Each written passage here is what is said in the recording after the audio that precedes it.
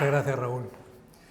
Bueno, Paqui, hablábamos al principio lo que nos unió, que no te acordabas, hace muchos años. Después hemos descubierto que lo que nos une sobre todo es la Sierra de Almenara, ese territorio común que compartimos, pero nos unió algo un poco más, no tan agradable, ¿no? Ni me acuerdo, que fueron... Sí, bueno, no sé si se oye. ¿Funciona? No, ¿verdad? Es que no sé cómo... A ver... Sí, ahora, vale. Bueno, yo creo que yo te conocí a ti antes, mucho antes de nuestro primer contacto, porque de pronto después de décadas de los colectivos de biólogos, que además sabes que somos un colectivo muy endogámico, se corrió como la pólvora que había un periodista que hablaba de la naturaleza, entonces pues no nos perdíamos ningún artículo tuyo, tu blog era como un debate continuado siempre y una alegría poder, porque hablabas con tanta pasión y con tanta rigurosidad que era difícil. O sea, antes estábamos hablando, vamos a hacer una actividad con periodistas por el problema que hay a la hora de interpretar, por ejemplo, los tiburones, ¿no? Y sin embargo, ese problema contigo nunca ha sido. Pero sí que es verdad que te comentaba que no me acordaba cuándo había sido ese primer contacto y tú me has recordado que fue con un proyecto que tuve de la babosa peluda del Mar Menor. Del Mar Menor, y que ahí yo te contacté para que hiciese un artículo sobre esa plaga que estaba viendo, que fue la antesala de todo lo que pasó posteriormente. Ha sido mucho más agradable compartir otro tipo de territorios comunes contigo, sobre todo, y la Almenara, ¿no?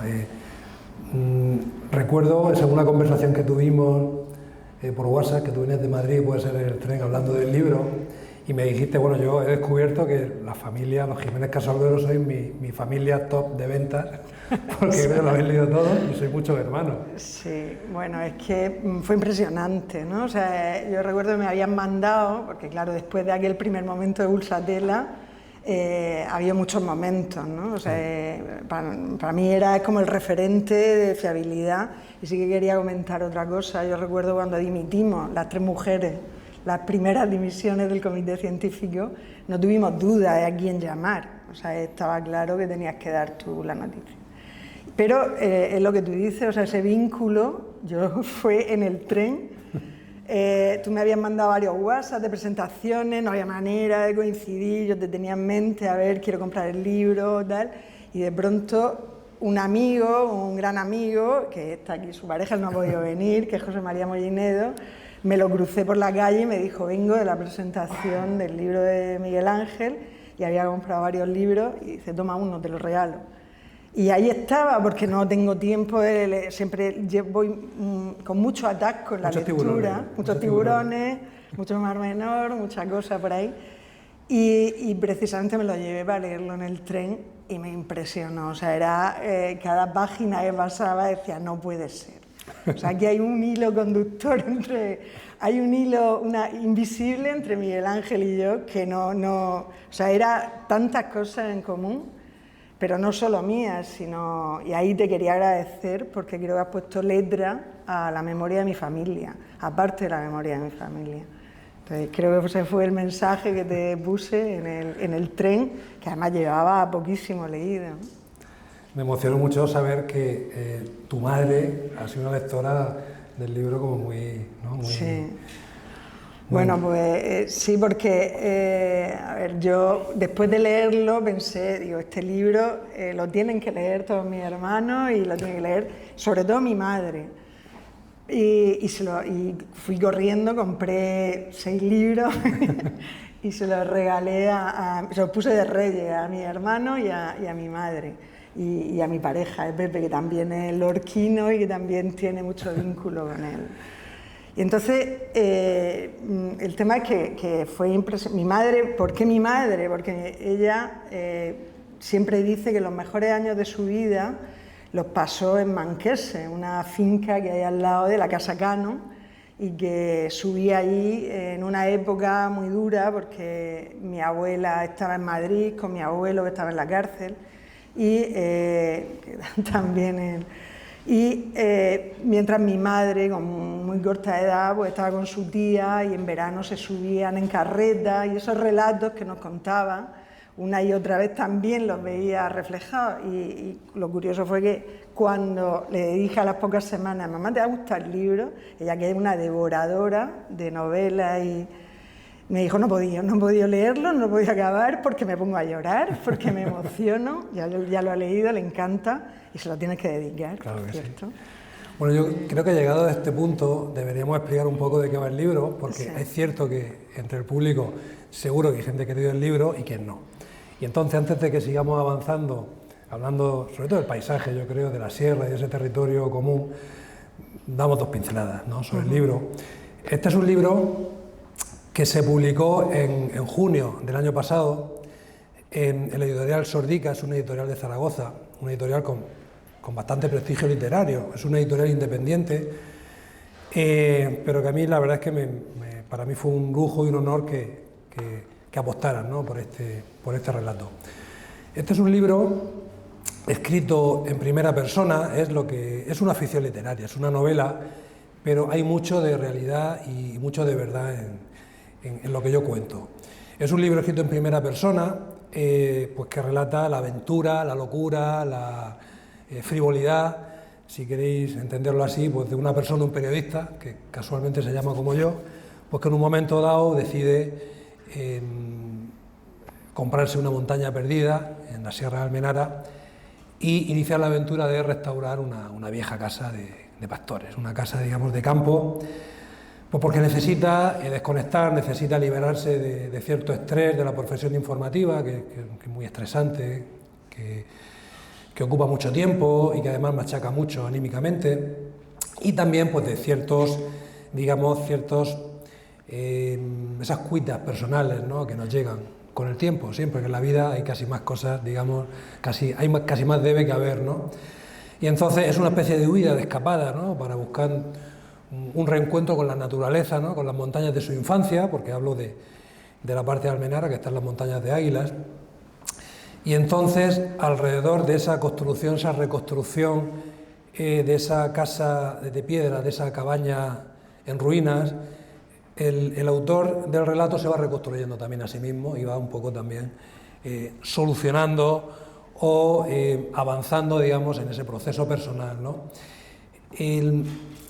Este libro, como digo, está aficionado, hay un 90 y tantos % seguramente de realidad, no sé calcular bien el porcentaje, pero yo sé que muchos lectores han llegado a este libro a través de mi perfil de periodista ambiental, pensando, y pensaban bien, que iban a encontrar un libro sobre naturaleza, donde yo iba a hablar de la flora, de la fauna, de los fenómenos de la naturaleza, de la geografía, y es cierto que eso está ahí, y es cierto que eso yo creo que también es un atractivo de la narración, es un libro de naturaleza, pero yo creo que los lectores se han encontrado con otra cosa, algo más, y se han encontrado con historias personales, se han encontrado con una serie de tramas con las que se han identificado. Yo cuento una serie de cosas ahí que yo creo que es difícil no identificarse con alguna de ellas, ¿no?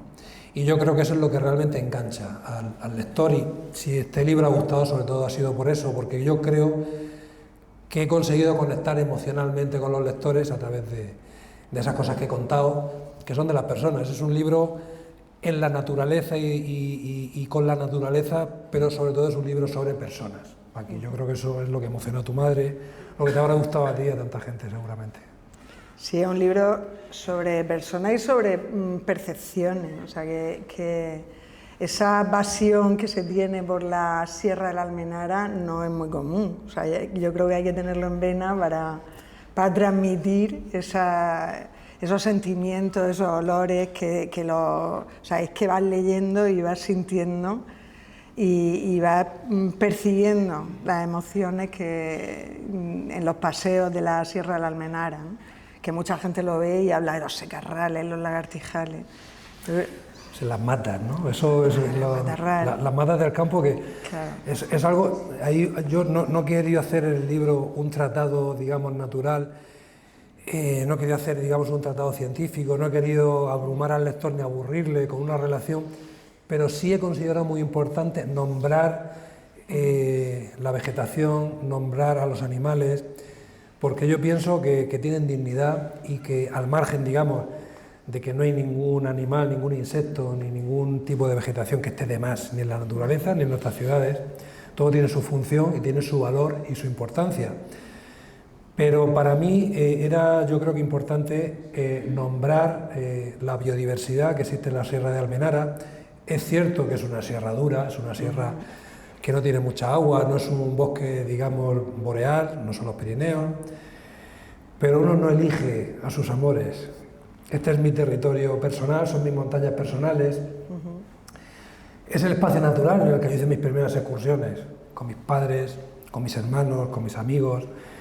Entonces, hay algo que me une a este territorio que no se puede cortar, ¿no? Y entonces es donde tú te reconoces como persona. Te han ocurrido algunas de las cosas más importantes de tu vida, ¿no? Y entonces eso no se elige, sino que se tiene, se siente y se protege. Hay un capítulo que hace, que es dedicado a la tortuga mora, que eso también... Era obligado a la tortuga mora, que yo hace unas semanas me llegó un artículo de un indocumentado de esta región hablando de que si la tortuga, hablando del plan de gestión de la tortuga, y que decía que querían ponerle mezquita a ese bicho que hay por ahí, ¿no? O sea pero sí que es verdad que es un animal que también ha estado en mi familia muy presente siempre. Escribiendo ese capítulo, tu hermano Andrés lo tenía en la cabeza. Lo tenemos ahí. Perfectamente. Que es uno de los investigadores referentes de esa especie. Es el referente mundial, ¿por qué no? Si tenemos la zona cero de la tortuga mora en la región de Murcia, tu hermano es el gran referente, ha sido una fuente informativa importantísima para mí, hemos hablado en bastantes ocasiones, y yo escribiendo ese capítulo, esa información y el conocimiento, yo tengo un conocimiento de la tortuga espontáneo, porque soy un crío del pueblo, de las afueras de un pueblo, que tenía tortugas en su terraza, como todo Quisque, en Águilas, en Lorca, en Puerto Lumbreras y seguramente en Mazarrón, ¿no? Lo que pasa es que con el tiempo entiendes que no es su lugar. Pero yo quiero decir, aparte del conocimiento espontáneo, para los periodistas es fundamental tener el conocimiento técnico, científico de los expertos, ¿no? De la gente que sabe, ¿no? Y ahí pues tu hermano, tú también, pues es muy importante tener ese vínculo y esa conexión directa, ¿no? Y escribiendo ese capítulo. Sí, en concreto en ese capítulo, pues yo también, mi cabeza me llevaba a los momentos en los que con Andrés, cuando estaba haciendo su tesis, pues nos embarcaba todos con una perra que teníamos, Garufa, que era como el elemento de muestreo que él podría contar mejor, que era la que más encontraba tortugas.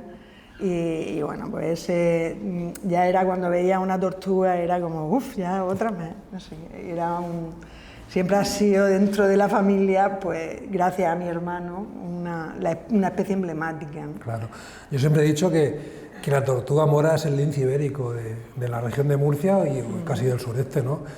Es una especie más muy vulnerable, no tiene gran capacidad de migración porque es un animal que tiene un hábitat además que nos lo estamos cargando, la estamos acorralando y aislándola en pequeñas islas donde va a ser muy difícil que sobreviva si seguimos maltratando así el territorio. No es un bicho que tenga muchas facilidades para desplazarse y tiene, ya te digo, tiene para nosotros un valor importantísimo, es un animal muy singular además, y la región de Murcia tenemos una responsabilidad importantísima para conservarla. No, tenemos varias responsabilidades en esta región. Bueno, con respecto a la tortuga. La tortuga por un lado, pero luego tenemos otras cosas como el Mar Menor o, yo qué sé, por ejemplo ahora que de pronto hemos descubierto la población de peguitarra, que ha sido una sorpresa, que es la única superviviente del Mediterráneo ahora mismo, o sea, es un referente. Tenemos muchas responsabilidades y muy pocas responsabilidades. Cuéntalo, que está ahí en una zona de La Manga, entre La Manga y Cabo del Palo. Ahora mismo se ha descubierto una población de un tiburón, una raya que es un tres rayas de tiburón, que es el tiburón, o sea, el pez guitarra, y que se ha encontrado una población importantísima en la zona, en los arenales de Cabo de Palo. Pero que todo el mundo se siga bañando en la manga, que no hay ningún problema, no hay ningún peligro. No, los tiburones no son malos. No son malos. Y este en concreto no es muy grande. No, de hecho ahora mismo que estamos así como muy involucrados con los tiburones, que acabamos de conseguir que haya una declaración de 2 espacios marinos de interés para la conservación de los tiburones en esta región, y esperemos que se protejan en breve. Y bueno, una de las actividades que hacemos para divulgar la presencia de más de 33 especies de lasmobranquios, de tiburones y rayas, es una charla que la llamamos Desmontando a Spielberg, por el daño que ha hecho esa película con la imagen de los tiburones, que la mayoría de ellos, o sea, son o filtradores o se alimentan de huevos de otro tiburón o cualquier otra cosa. No hablo de tiburones en Almenara, pero sí hablo del medio marino, algo de buceo, y sé que eso también te llegó, porque tú eres una gran buceadora. Sí, ahí me tocó, y además a nivel emocional, porque tú hablabas de ese momento. Todos tenemos un sitio donde nos evadimos, un sitio que buscamos. Esto no lo sabe mucha gente porque es algo muy íntimo, pero mi sitio de refugio mental es un momento en el que, cuando yo estoy haciendo apnea, me gusta ir a pocos metros y engancharme en una roca y quedarme ahí unos minutos esperando y viendo cómo los peces pasan a tu alrededor, y es donde voy cuando quiero desconectar o cuando, pues, por lo que sea, o quiero relajarme o lo que sea. Entonces, y claro, hubo un capítulo, yo no sé si leerlo, hay un párrafo en el que yo lo estaba leyendo y digo, pero no puede ser también esto, también. Yo, si no importa, no sé si habéis leído el libro, ¿quieres que lo lea? Sí, claro, claro. Que lo tenía por ahí marcado. A ver quién lo encuentra antes. A ver, lo tengo marcado. A ver, dice, en momentos de agobio recurro a esta imagen. Un cardumen es un grupo de peces, en la cara del agua, una mañana de verano, en la vertiente este de la isla del Fraile, yo sumergido y estabilizado a un par de metros de la superficie, soltando aire despacio por el tubo, mientras la nube de pececillos se sitúa encima de mí, transparente, con su todavía minúsculos órganos internos a la vista. Apenas han desarrollado las aletas dorsales, ventrales y pectorales. Hay un párrafo además muy biológico. Y se desplazan impulsándose en la cola. Y bueno, sigue un poco más, pero este párrafo yo decía, no me lo puedo creer. O sea, ya no puede haber más vínculos entre Miguel Ángel y yo. Hay más vínculos todavía. Sí, hay los libros, ¿no? Sí, a ver, refresca. Hay un capítulo donde yo hablo de los libros que me llevaría a la Almenara, y te llamó la atención que también coincidimos en gustos literarios. Sí, bueno, el cuaderno gris. El cuaderno gris, que de pronto le estoy leyendo y es que no me lo creo, es que lo tengo en la mesilla, ya te digo que tengo una lectura muy lenta, y entonces tengo 3 o 4 libros, pero ese es uno de los libros que de vez en cuando cojo, leo un capítulo, lo dejo, porque tiene, y me recordó mucho, o sea, tu manera de escribir a ese relato que hace costumbrista, bla. Sí. Hay más, porque la lucha de Cope, con la declaración, el intento de declaración de reserva marina, que también... O sea, que, tú me pasaste el primer borrador, porque sí. Se puede decir, ¿no? Bueno, fue extranjero, pero te lo pasé. No, sí. pero quiero decir que tú hiciste, digamos, el primer trabajo técnico para la reserva marina de Cabo Cope, que se va a aprobar próximamente, se supone. Se supone, está todavía, muchos años, está el trámite muy avanzado, bueno, caerá. Claro. Y tú hiciste el primer trabajo técnico-científico con una propuesta más ambiciosa que la que se va a aprobar, todo hay que decirlo, porque incluía incluso, vamos, llegaba hasta las Delicias, quiero decir, llegaba hasta... Claro, llegaba... Rodeaba la isla del Fraile, era muy ambiciosa, era un polígono marino muy grande. Sí, porque también participé, trabajamos con la propuesta de Reserva Marina del Tiñoso, que también fue mucho más ambiciosa de lo que al final ha sido, aunque sigue siendo un espacio muy importante, pero bueno, los criterios que suelo utilizar ahí son criterios de integridad ecológica, y entonces llegaba hasta donde llegaban las praderas sin ningún tipo de complejo, sabiendo que, sí, luego que antes o después llegarían los recortes, ¿no? Y entonces sí, yo, vamos, no tuve ningún... Y sabía que tú ibas a hacer un buen uso de ese documento que se había hecho años antes. Había que animar. Sí. Pues, volviendo al libro que te hizo mucha gracia que yo lo citara, El cuaderno gris de Josep Pla, es un dietario, es un libro, digamos, de memoria, y sin ser un libro de memoria, pero sí en este libro, en Almenara, yo intento hacer un libro muy parecido a los libros que a mí me gusta leer. Libros con autoficción, escritos en primera persona, costumbristas, no hay que tener complejos, porque el costumbrismo a veces está mal visto, pero yo quería hacer un libro costumbrista, entre comillas, pero que no fuera cateto. Yo quería hacer un libro donde el escenario fuera Águilas, donde el escenario fuera la Sierra de Almenara, lugares que conozco, lugares que nombro por su nombre, lugares que sitúo, escenarios reales y con ambición literaria. O sea, yo, Águilas, que es mi pueblo, que tú conoces perfectamente, porque, en fin, los lorquinos, soy aguileños adoptados. Bueno, y a mí me lo he buceado también mucho tiempo. Os concedemos un visado durante algunas épocas del año, pero yo tenía la intención de hacer un libro con cierta ambición literaria, con calidad, situado en mi pueblo, pero sin caer en el costumbrismo malentendido, en el catetismo, ¿sabes?, en lo paleto, ¿no? Y porque yo pienso que Águilas tiene una gran potencia literaria, o sea, Águilas, por su pasado histórico, por su singularidad geológica, ambiental, ese pasado que lo tenemos cerquísimo en el tiempo, que es la influencia británica. Yo pienso que hay una cantidad de historias que se pueden sacar y contar, ¿no?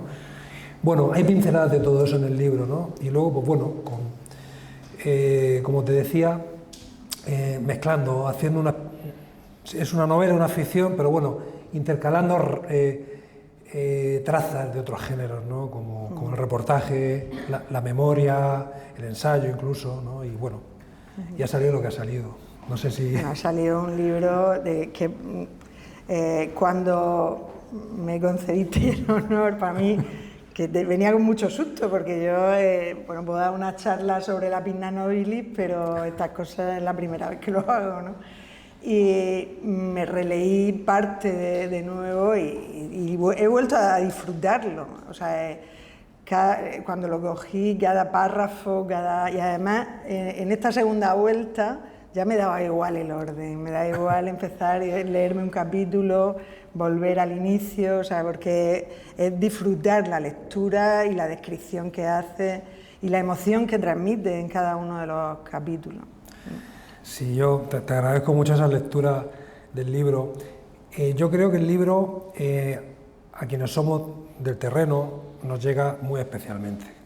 Está claro, cuando tú estás leyendo un relato que te gusta y además lo ves que está situado en escenarios que identificas, que tú has vivido, que conoces perfectamente, yo creo que eso te llega además con una potencia especial, ¿no? Pero yo tenía la intención de hacer un libro que interesara a todo el mundo, que no fuera un libro ni para la gente de Águilas, ni para la gente de Lorca, ni para los lectores de la región de Murcia. Yo quería hacer un libro que interesara por igual en cualquier sitio, teniendo claro que es una historia, hombre, es una historia muy local, desde el punto de vista, digamos, de la localización, ¿no? Pero completamente universal en cuanto a los asuntos personales que toca, ¿no? Yo siempre digo que, no sé, por nombrar un escritor importante, ¿no?, de los referentes, Paul Auster, por ejemplo, que prácticamente toda su obra literaria la ha situado en Brooklyn, pues no puede ser más local, Paul Auster, ¿no? Lo hace todo en Brooklyn y qué maravilla, cómo lo hacía, ¿no? Pues yo pienso, y aquí ha habido otros escritores de Murcia que han abierto camino, que yo siempre nombro con agradecimiento, porque para mí han sido una inspiración. Miguel Ángel Hernández, por ejemplo, con el dolor de los demás, que sin ningún complejo situó una historia tremenda, interesantísima en la Huerta de Murcia, ¿no?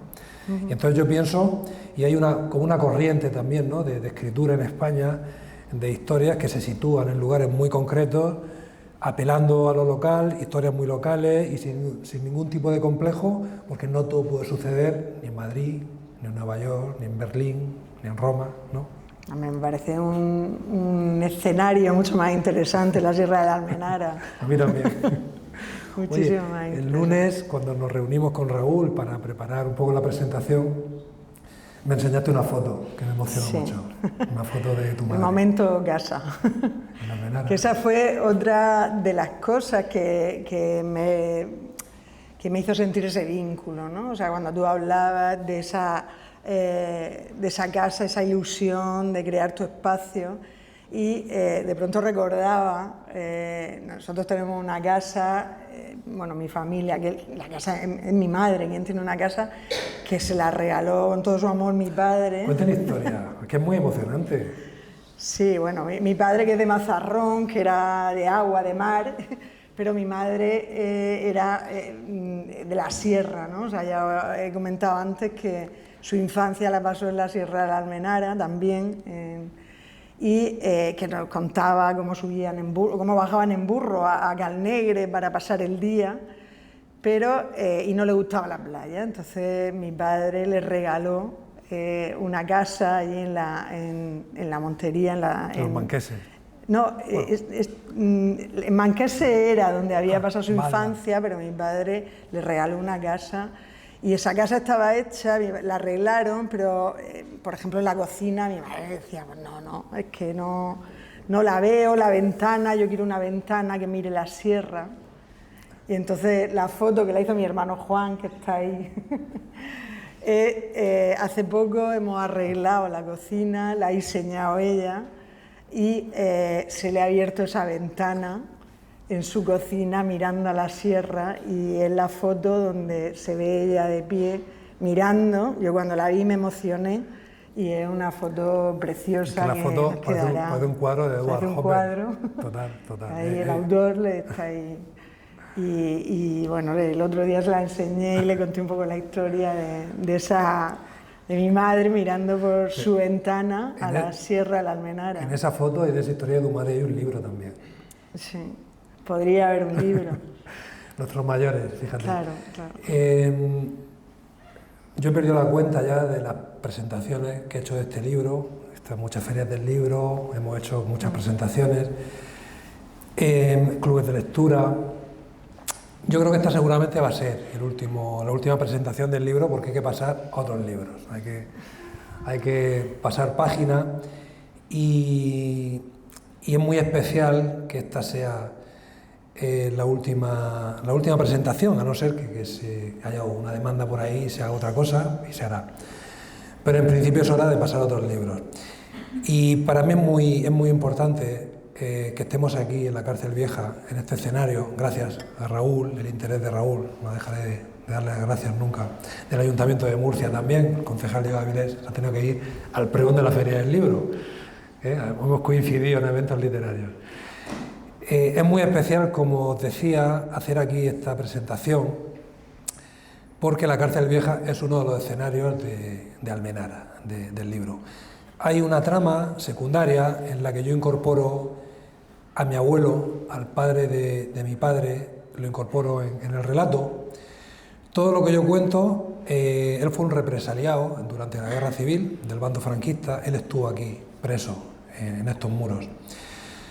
Todo lo que yo cuento es real, luego ficciono, digamos, su aparición en otra parte del libro, y seguramente entre estos muros, cuando él fue represaliado y lo condenaron a 30 años de cárcel, de prisión y un día en un consejo de guerra sumarísimo que le hicieron en Águilas, pues yo creo que fue aquí, seguramente entre estos muros, cuando él escribió un alegato de defensa que, leído 86 años después de haber sido escrito, pues te llega, ¿no? Muy profunda. Yo no lo conocí a mi abuelo, ¿no? He intentado conocerlo a través de los escasos relatos familiares y la documentación que mi hermano Juan, que está aquí en primera fila, reunió. Y ese alegato, donde él se defiende, yo lo reproduje textualmente en el libro y fue seguramente una de las partes, fue una parte muy emocionante, recogerlo ahí. En una de sus declaraciones, escrita de su puño y letra y firmada con sus iniciales, leo este alegato. Esta detención que se me ha hecho no sé a qué atribuirla. Sin duda alguna ha sido un error, pues mi conciencia no me acusa de nada. Durante toda mi vida me he consagrado al trabajo, que es el único patrimonio, ya que carezco de bienes y soy un padre de familia.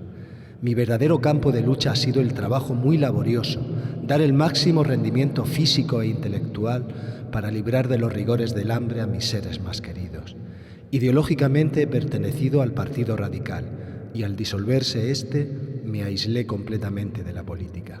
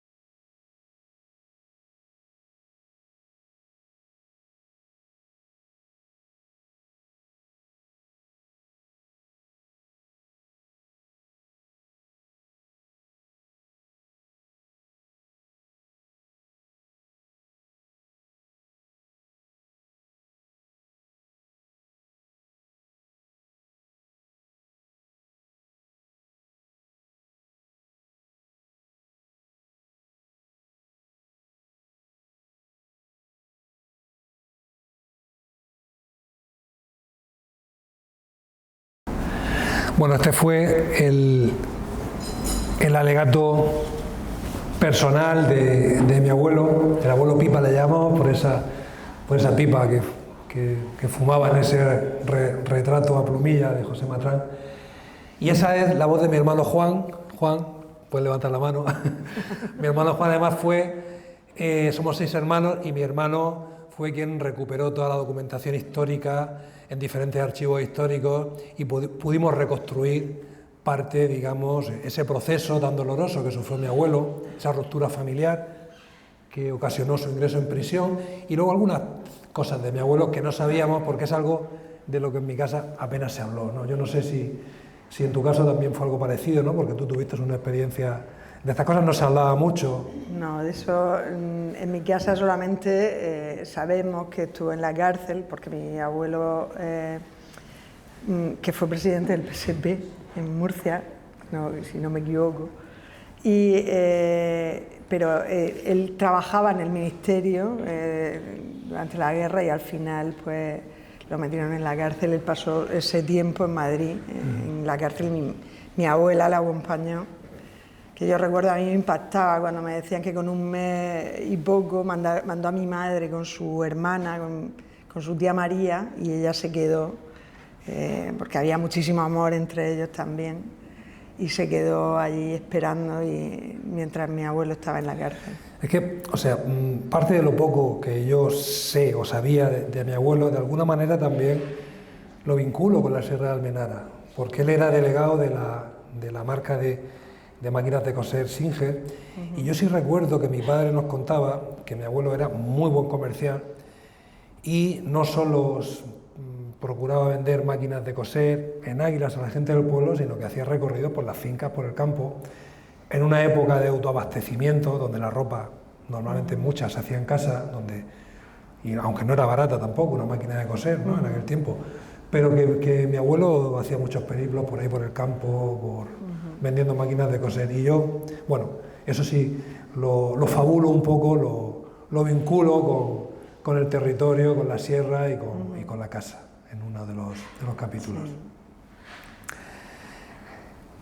Paqui, yo fíjate tú, hasta el momento en el que nos ha vuelto a unir con más fuerza este libro, yo te imaginaba vinculado al medio marino y siempre con el agua hasta arriba, y para mí también ha sido una sorpresa, igual que creo que para ti, para mí es una sorpresa verte tan dentro de la Sierra de Almenara, porque no conocía, sí, por ejemplo a tu hermano con la Tortuga Mora claramente, pero que no sabía que teníais una casa y que estabais tan...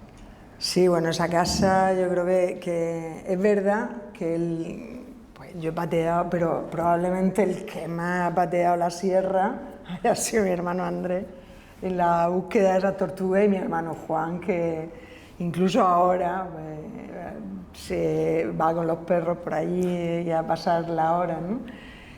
Pero es que no solo esa, o sea, que realmente todas las sierras costeras, para mí, yo cuando salimos fuera de viaje, y pues sí, vamos a zonas con bosques, zonas con mucha más vegetación, llega un momento que me agobio, digo, no, yo necesito mi espacio, necesito esa sierra abierta, esos olores, y por lo menos una vez al año, bueno, me encanta subir con mi madre, de subir allí a esa casa y pasar el día y por lo menos una semana pasarla allí con ella, pues, viviendo ese momento, esa salida de la luna o de las estrellas con ese cielo espectacular que hay en la sierra.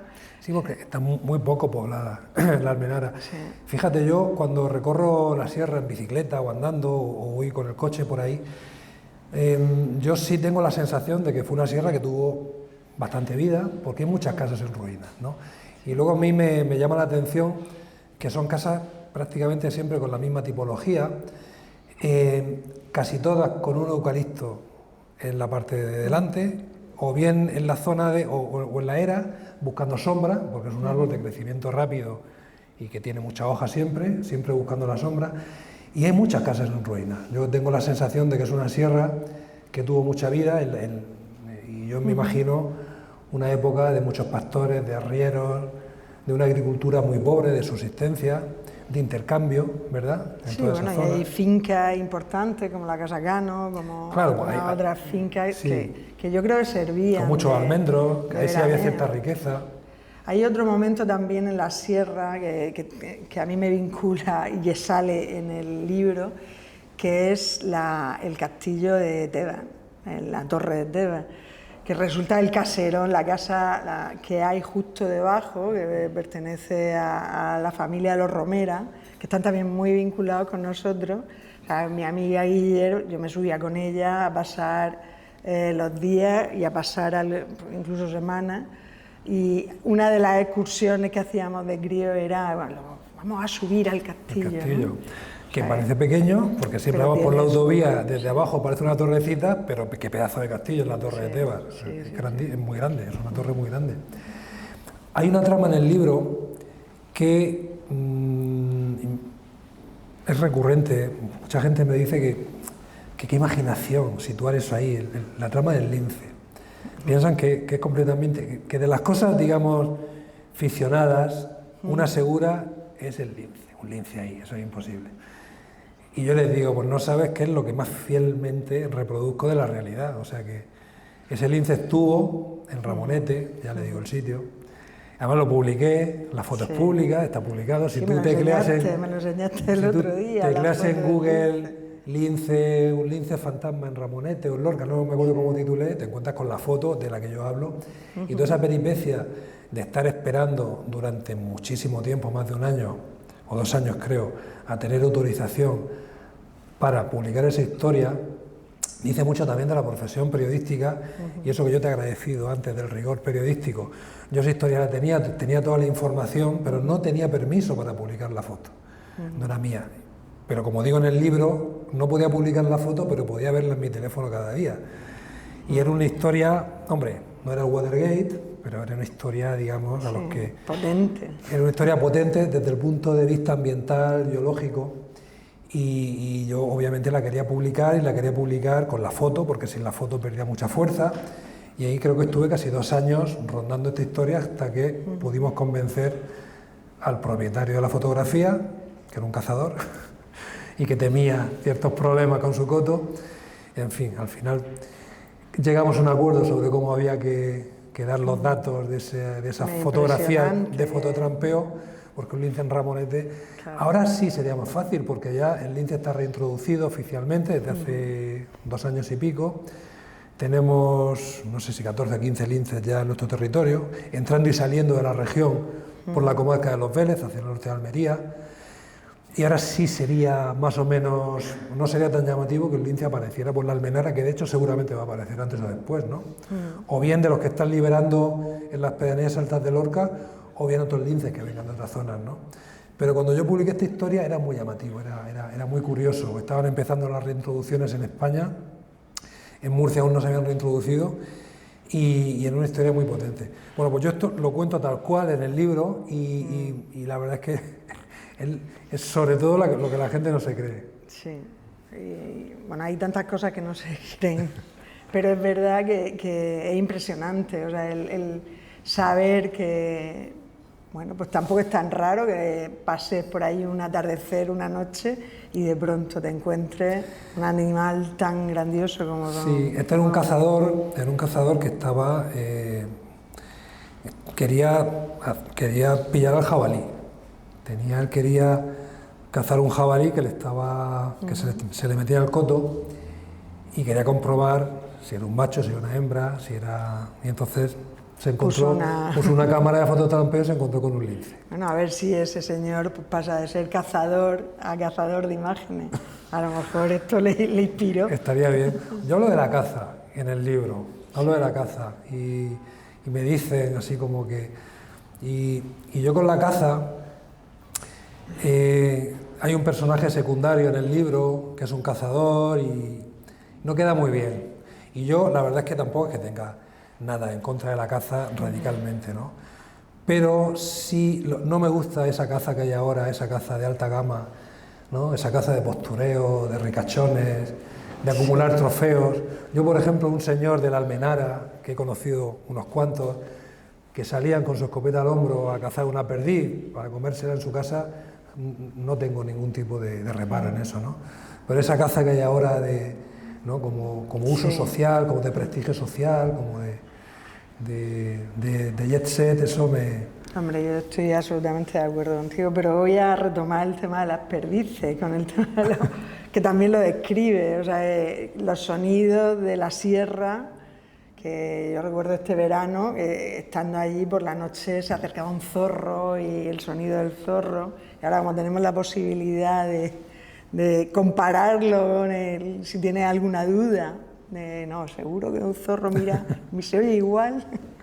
Y bueno, con respecto a lo de la caza, porque aquí te veo, pues la verdad es que en estos momentos, o sea, ahora mismo hay una plaga impresionante de conejos en la zona de la sierra donde estamos nosotros, no te puedes imaginar. Un día, recuerdo que estaba con mi hermana María y mi madre se quejaba porque pensaba que era su perro que estaba chafando unas yucas que tenía en la puerta. De pronto al amanecer salgo y me encuentro como 20 conejos comiéndose la yuca.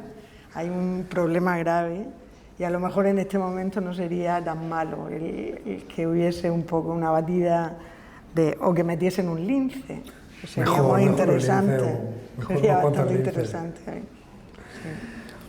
Y hablo de la pesca submarina también, sí, en el libro. Eso me tocó un poco. Hago alguna confesión. Sí. En mi familia hemos sido buceadores y hemos... Ya. Bueno, yo creo que los que hemos buceado desde hace años y con la edad que tengo yo, que ya he pasado los 60, cuando empezamos a bucear... Entonces se podía, yo creo. Sí, bueno, se podía o no éramos conscientes. Exacto. O no, y tampoco había... O sea, el mar era otro. Nosotros hemos visto cambiar el mar. Nosotros también, Paqui. Nosotros somos otros, pero también hemos visto cambiar el mar. Yo lo digo aquí, que no salga de aquí, pero yo he llegado a sacar nacra y que no se entere nadie cuando era una cría, ¿no? Porque era, vamos a sacarla, las secamos y las ponemos en las paredes, ¿no? Y ahora, vamos, lucho por la supervivencia de la nacra. Pero bueno, y yo creo que incluso le quitaba de vez en cuando a mi hermano Andrés y a mi hermano Juan el fusil pequeño que teníamos, pero eso yo no le daba nunca nada. Pero sí que veíamos, y el pulpo lo veíamos como un trofeo. Claro, pero tú es que sacabas, ¿eh? Eso de que perdías el equilibrio con la moto, con la cantidad de pulpo, eso ya... He tenido unos hermanos que tenían muy buena puntería. Sí, bueno, eso ya estamos hablando de palabras pero mayores. eso responde, fíjate, responde a la identificación de las personas con el territorio. Quiero decir, para nosotros era algo natural. Era algo natural. No éramos conscientes tampoco de que le estuviéramos quitando al mar algo que no debiéramos quitarle. También es cierto que era una época en la que se buceaba poco, no había tanta pesca submarina, el estado del mar era otro. Y en mi familia llegó un momento en que los fusiles se abandonaron por una inercia lógica y natural. Hay algo que cuento en el libro, y es que actualmente el mayor pescador furtivo submarino es un policía municipal. No, eso me hizo ilusión. Eso lo cuento, y lo que pasa es que él no va a leer el libro. Y también cuento ahí, digo, estoy deseando que lo pille la Guardia Civil para sacarlo en el periódico. Pero bueno, no se da el caso. Bueno, el tema de los furtivos es algo que también, cuando estamos en el mar continuamente, yo recuerdo una época que salía, prácticamente estábamos haciendo un trabajo recorriendo todo el litoral de la región de Murcia, y todos los días nos encontrábamos a los mismos furtivos que iban pasando de piedra en piedra, sacando meros, sacando de todo, claro. Era que luego vendían, además que iban con botellas, que era un poco... y nos adelantaban y decían, mira, ya va a por la... y bueno, quien conoce el mar sabe que cuando ve un mero lo va a encontrar, si no hoy es mañana, porque tienen sus sitios, tienen su territorio, tienen sus tanas. Entonces, bueno, menos mal que gran parte de nuestra costa ahora mismo está protegida. Sí, y cuando se ponga en marcha, se declare la Reserva Marina de Cabo de Cope, más todavía. Y bueno, me imagino, espero que... Ahí yo tuve... porque la consigna era proteger, o sea, poner la máxima protección en el cabo. Y yo ahí lo derivé un poco porque hice un pequeño estudio y me fui a la chapa de la galera, que creo que también, a la chapa de los pájaros. Porque es la zona de mayor reclutamiento. Claro, porque ahí se hace una especie de lagunilla, y entonces ahí la concentración de juveniles de diferentes especies impresionante, o era, porque ahora mismo está teniendo mucha influencia de la zona agrícola, está empezando unos conatos de eutrofización que esperemos que no vayan a más. Habrá que estar atentos. Sí.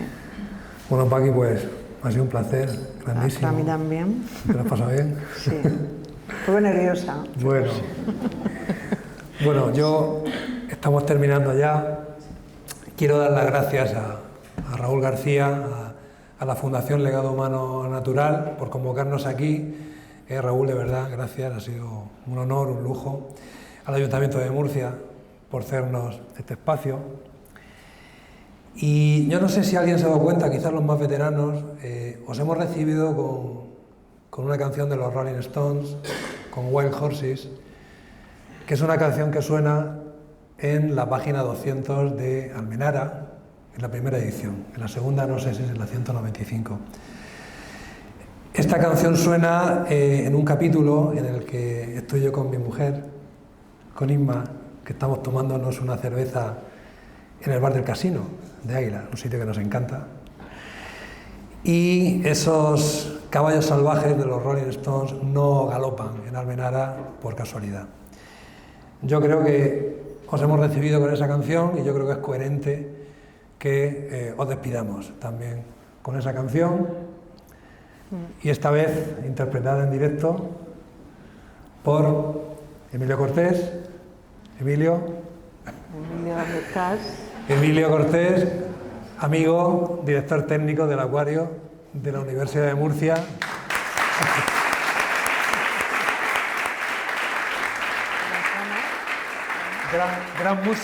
Gran músico además. Os recomiendo que escuchéis a Los Amigos de los Animales, me encanta tu grupo, Emilio. Y la voz, que os va a sorprender, de Celia Milanés. Celia.